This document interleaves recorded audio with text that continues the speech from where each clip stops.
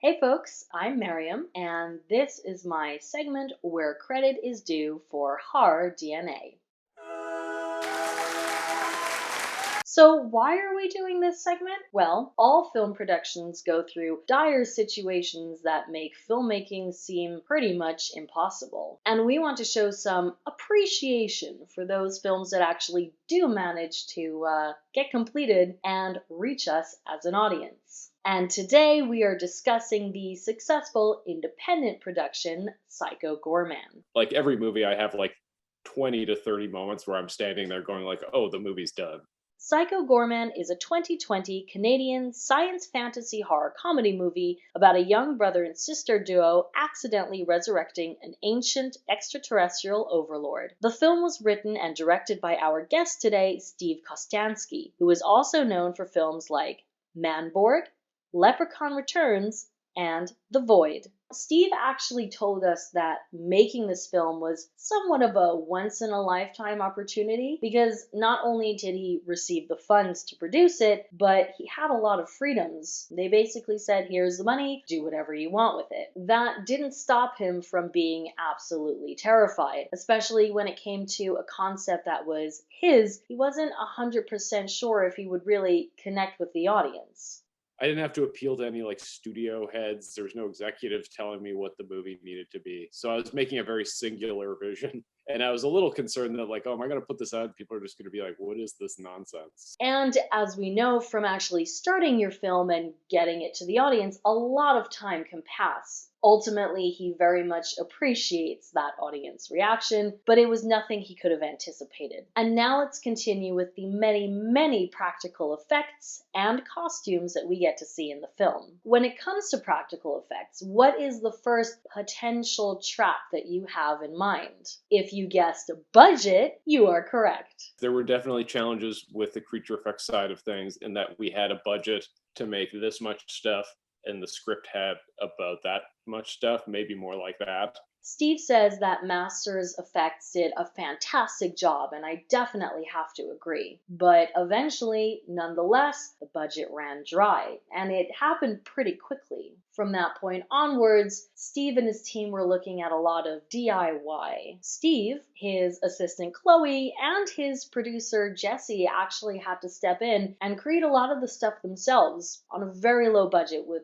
very little money and over the course of some pretty late nights. There's a lot of people being very generous with their talent and their time to help get this thing done. Yeah, it was a lot of super late nights and a lot of like coming up with low budget ways to achieve things. And it wasn't just costumes. Even when it came to set pieces, the indie filmmaking skill of thriftiness came in very handy and really prevented the production from completely falling apart. A lot of like stuff built in the first block being repainted and repurposed for different things in the second block. But I mean, that's just the background I come from. That's the kind of filmmaking I'm used to, is kind of just making stuff out of garbage and making it work.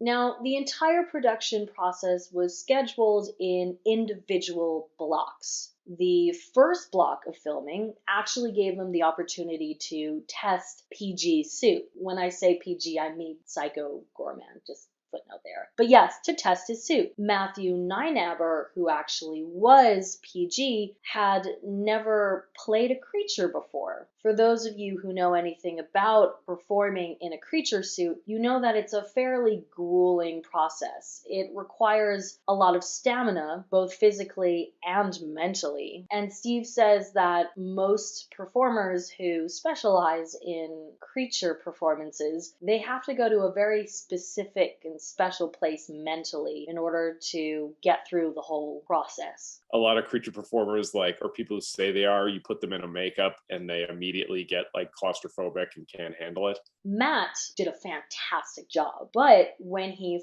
first started playing as PG without the experience of acting in a creature's costume, he didn't quite understand how to pace himself yet, and that led to complications when he had to run to the restroom. Is that a good way to say it? And then realized that the entire costume had to come off in order for him to do what he had to do. So they had put him in the makeup. It's like a long process. It's like a suit, and there's a full cowl and mask, gloves, everything gets glued down.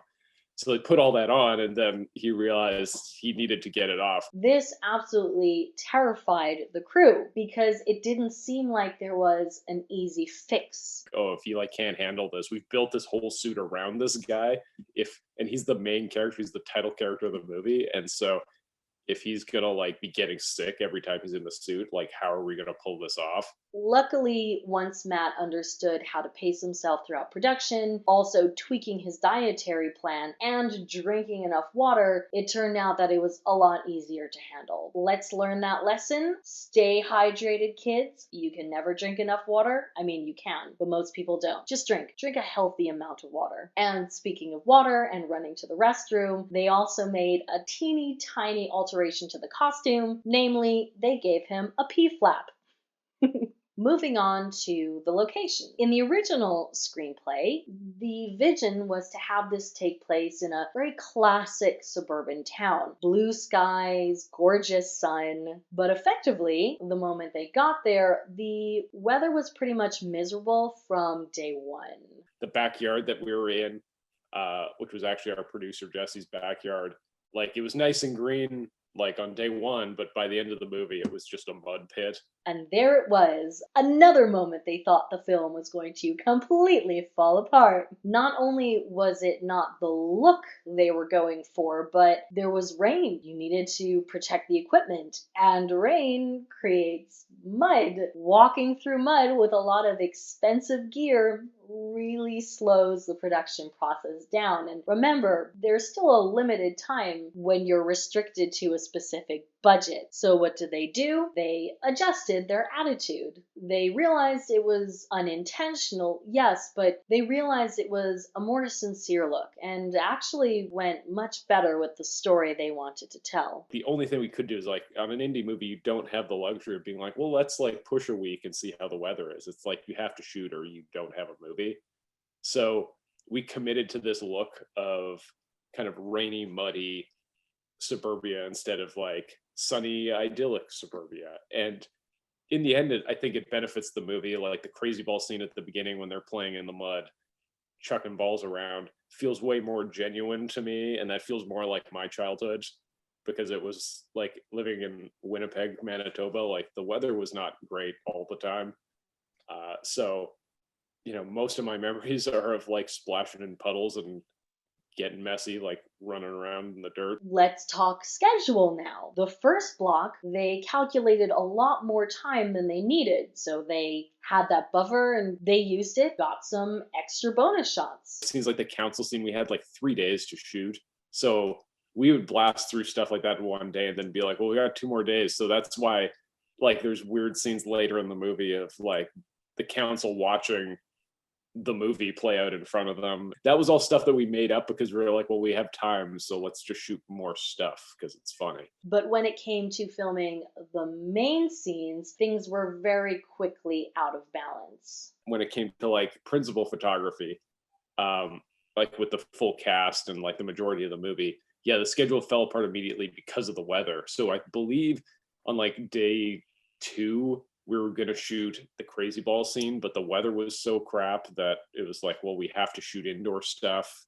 Typically, when you do schedule outdoor shoots, you always have some sort of time buffer for rainy days. But because it rained the entire time, they ran out of that buffer, the schedule was tight, and committing to the look still meant moving around the gear, the equipment, the crew through this mud, this weather, and effectively slowing things down. And this is the point where we learn the value of a good AD, because you need to have someone who knows what they're doing when it comes to reshuffling that schedule, leaving everyone who is in charge for more creative stuff to focus on the creative tasks at hand.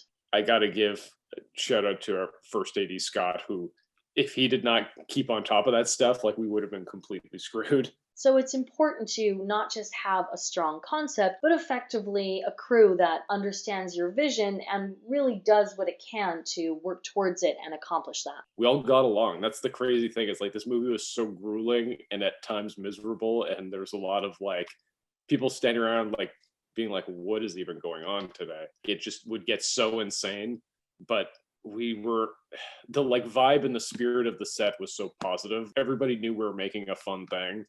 So even if it was hard, it was like you still wanted to be there to watch the thing play out that you were doing because you knew it would make you laugh at some point. Yeah, I think that makes a huge difference. So, kiddies, what have we learned? Filmmaking is tough. It's almost like a fever dream. And we look back and we wonder, how did we even accomplish that in the first place? It was a lot of juggling to get this done. I still don't fully understand how we pulled it off, but somehow we did.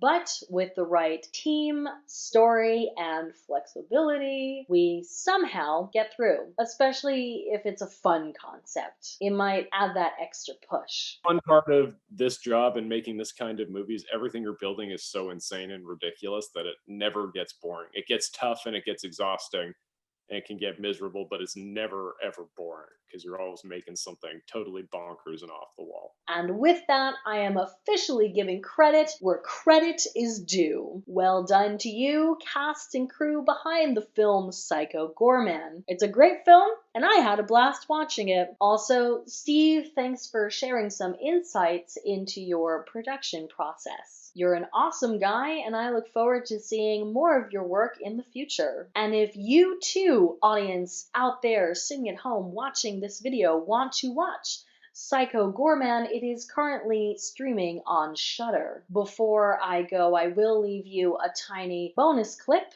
to enjoy from our interview. But then that is all for today. I am Mariam, and I'll see you next time when once again credit is due. Over here. Oh, hey. Hey, Pooch. That's So is that a nice. real dog, or is that prosthetics and underneath he's actually an Oh, this is actually Doug Jones in a creature suit. No way. Oscar-worthy performance I there. know.